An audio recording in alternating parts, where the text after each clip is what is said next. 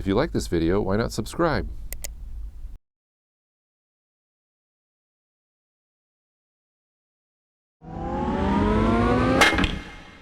Hey everybody, welcome back to the Frugal Filmmaker Q&A. That's the show where you send me questions and I make an attempt to answer them. Now, if you'd like your question read on this show or you want me to look at it, please send it to the frugalfilmmaker@gmail.com, or you can leave me a comment in this video down below in the description and I will answer it there. I'll answer it through email. I'll do my best to respond to your question, hopefully on this show if that's what you want. Now, before I get started on the questions this week, I want to talk a little bit about my video that I posted last Thursday, which was how to archive your video on dual layer Blu-ray discs.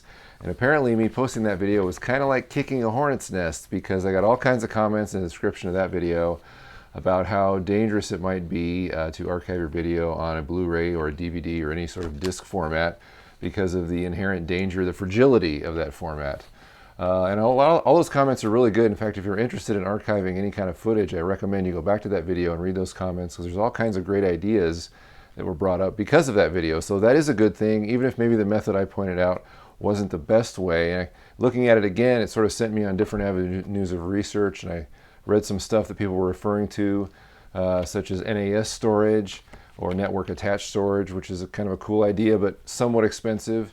And people talked about flash drive storage and memory card storage, all kinds of things like that, which were all really, really interesting and beneficial. In fact, viewer Will Fastie sent me an email talking about it, and he also referred me back to an older blog post that he made, which I will leave in the description below, that talks about all the varying levels of archiving, the different things you can do, and really how volatile they all are, and how there's no real perfect solution for any of this. I think the best solution, which several people have pointed out, is to archive stuff in different formats if it's really important to you, which I think is probably the best solution. All right, our first question today comes from Olga Krasto, who says, I don't have any money right now and I'm almost broke. I would like to know if there is a way to record good audio without investing in a mic.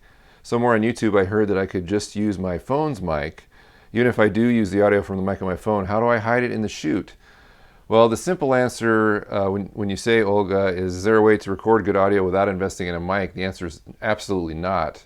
If you want good sound, you're going to have to invest in a mic. Even a cheap mic in the right position is better than an expensive mic in the wrong position, far away, for example, or your on-camera mic, which is really not that great. But sometimes you can get around that by putting your camera closer to your subject. However, then you have, distortion of the subject, especially if you're shooting somebody's face.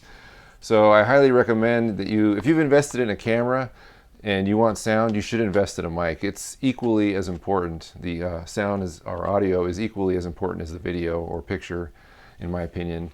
But I understand being strapped for money. Definitely, that's kind of what this channel is all about. And so what do you do if you don't have a mic or you can't afford to buy one? Well, you mentioned using a phone, and I'm not sure the quality of the phone you specify because you don't tell me exactly what phone you have or you're using. I actually prefer, if you're going to go this route, is to put a body mic on your subjects. I'm actually wearing one right now. I've got this lav mic right here, you've probably seen before, and then I'm recording to this Zoom H1 handy recorder that I'm actually wearing on my person, which I will then sync up with this video here, because I don't want to use the cheap, crummy mic on my camera. I want to use a better mic or a better way of recording sound. However, if you don't have those options and you're wondering what is the most inexpensive way, the earbuds or the phone set that kind of comes with your phone, if it's a smartphone, you'll have two earbuds and there'll actually be a mic that kind of dangles down on one of the cords. A lot of people have used those as sort of an inexpensive lav mic, so you could use that. You're basically just cutting off the headphones and using that little mic and plugging that into your phone, kind of the same way that I'm using this digital recorder I'm wearing on my waistband right now. It's the same exact thing. You're just hiding a phone on the actor or the person that's speaking, and then you're using that lav mic somewhere near their mouth, because it's an omnidirectional mic usually, and using that for sound, although I can't really vouch for the quality of an earbud mic versus an actual dedicated lavalier mic or something that's meant to record sound in a way that's just not for conversing over the phone lines. So that's what I would do.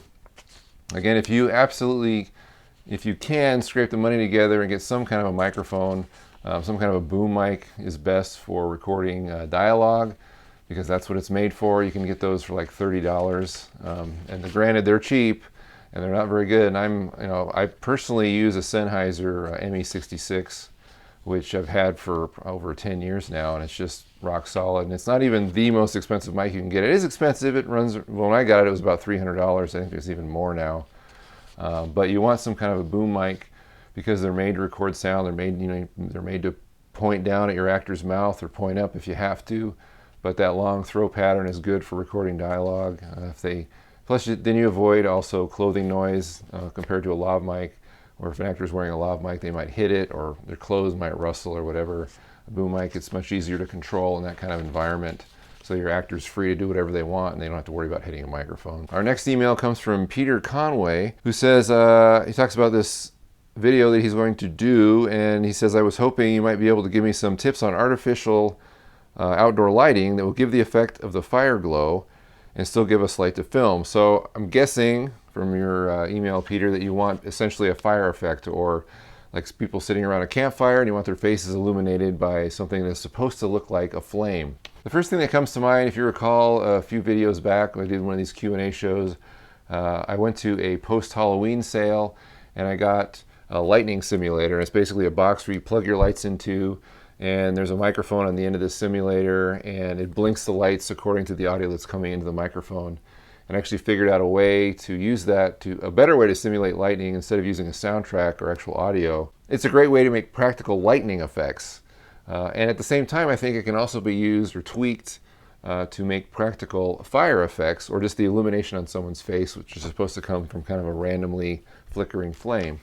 Now, if you're wondering where to get one of these boxes, they're only really out, or they're only really affordable during the Halloween season. I think you can get them now. I've looked around for them and they run like $100 or more, which is ridiculous.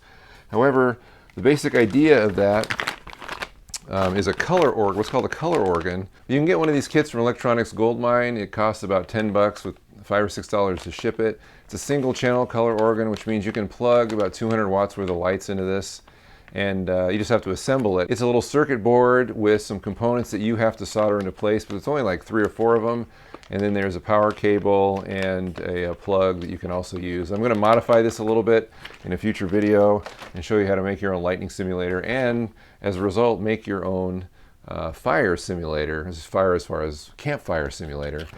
So look for that. That's the best I can do for you right now, because I'm not even sure if this is going to work for a campfire, but it might, and it'll be very useful as that, as well as lightning. Our next letter comes from G. Benz, who says, where do you get all the freaking time to do builds and make videos? With family and work, I hardly have time to turn around, let alone build stuff and make videos. Well, this is a great question, because like you, I have a family and I have a full-time job, and the only way I'm able to do videos is essentially in every spare minute that I have. Actually, I'm not making videos in every spare minute, but I'm doing research or figuring out how to do some of these things. Actually, right now, it's after 11 p.m. when I'm making this video, because I like to have these videos, the Q&A videos, available first thing Monday morning, because I feel like that's what I would want. I would want a video available right away when I wake up. But when I'm doing research for projects, or figuring out what next DIY build I'm going to do, or just looking into filmmaking stuff or reading blogs or whatever, it's essentially every spare minute that I have, whether if I'm at work on a break or something. I'll be reading them on my smartphone. It is pretty time consuming, it's pretty draining, but hopefully it's worth it. All right, our next 2 questions come from comments, which are from the last Q&A video, where do you get your music? And the first question comes from XL Entertainment Inc. And they ask, can you please give me the name of your lavalier mic so that I can buy myself one? It sounds quite okay for my next project. You're referring to this lav right here. This is a Radio Shack tight clip mic. Basically, it'll cost you $33 if you walk into Radio Shack, which I think is overpriced. When I got it, it was like $28, and I thought it was overpriced then. It's just an okay, unbalanced mic with a 3.5 millimeter plug you can put into a recorder like the Zoom H1 or the Tascam DR05 or entry-level recorders like that. It's not an XLR mic, it's just an unbalanced, kind of real basic lav mic that has a clip on it, so it's underneath my head and records me talking fairly well. They are about $15 if you find them on eBay used. That's not a bad deal. You can also get the same mic from Audio-Technica, and that's a little cheaper. It's about $22. I'll leave links to all this stuff below. But the Audio-Technica mic has a much longer cord, so if you don't want to deal with the snarl of a longer cord and you don't mind paying a little more unless you get one used on eBay, check out the Radio Shack mic. The model number's down below in the description so you can get the exact one I'm using if that's what you want. Our next question is from Peg Leg Media, commenting on that same video, and they say, How do you get more followers to ask you questions? I'm trying to start a YouTube filmmaking show, but don't know how to get views. All right, this is a great question. I think everybody wonders when they first embark on YouTube, how the heck do I do this? How do I get my channel noticed? How do I get people to kind of interact with me, like maybe some other shows? I mean, I think this channel has kind of had a modest success doing this kind of thing. But to be totally honest, I've been doing it since 2010. So just to get to this point, just to get to 85,000 subscribers, which I think is what I'm at right now on YouTube, and X number of views, it's been kind of a long haul, and it's kind of gone up and down because I haven't been able to do this as my full-time job because I've had to earn money and I've had to go to school and I've got a family. So when trying to be consistent is the key, I believe. If you want to start a YouTube channel, first of all, you need a concept, obviously. You've chosen DIY filmmaking, and the good news is I think there's plenty of room for filmmakers to do YouTube shows, but there are only so many filmmakers that are doing it on a consistent basis. But it takes a lot of legwork, it takes time. It's not something that's going to happen overnight. There have been YouTubers that have had, rocketed to success. I'm definitely not one of those people. But I'm trying to put out consistent content twice a week so that people will expect something from me, and hopefully they will enjoy it and keep coming back for more. Probably something that's helped me is, at least initially when I first started, was to put out videos that maybe were more unique or that had something unusual that people weren't finding in other places. But personally, the things that I would stress is to make the best content you can make. Now, my videos aren't necessarily super entertaining, but I think I have a lot of information, and so that kind of helps me a little bit. But also make sure that you're releasing stuff on a consistent basis. I think if you want to grow your audience, you have to release stuff on a regular basis, even if it's once a month. Another way you can help your audience grow is to promote your videos on other venues, like other forums. You can tweet about it, you can post it on Facebook, etc., etc. I go into a little more detail about all this stuff for what I started doing in a past video I made about growing your YouTube channel, so you can refer to that as well. And you have to be patient because it's going to take a lot of time to build up your audience, years even. So if you're that forward thinking and you can handle that, you're probably not going to be an overnight success, even though some people have had that in a manner of speaking, maybe a year or two. I just call that overnight success by YouTube standards. That you'll be successful, but you just have to be tenacious. All right, that's all I have this week. I thank you for watching. Remember, if you'd like a question answered on this show, please send it to thefrugalfilmmaker@gmail.com. That's your best chance of getting me to read it, or you can comment below in this video and I'll try and read it there. So I thank you for watching. I appreciate all the letters and emails and things you've been sending me, and for just watching my show and shows and films and whatever. And I'll see you this week. This Thursday will be another new video, and next Monday another Q&A. Bye-bye.